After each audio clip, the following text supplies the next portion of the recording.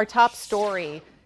After police shot and killed a student with a pellet gun last week in Mount Horeb near Madison, Green Bay area public school officials have sent a reminder to families about the danger of toy guns on school property. In an email to parents this morning, the school board said some high school students have brought water pellet guns to school.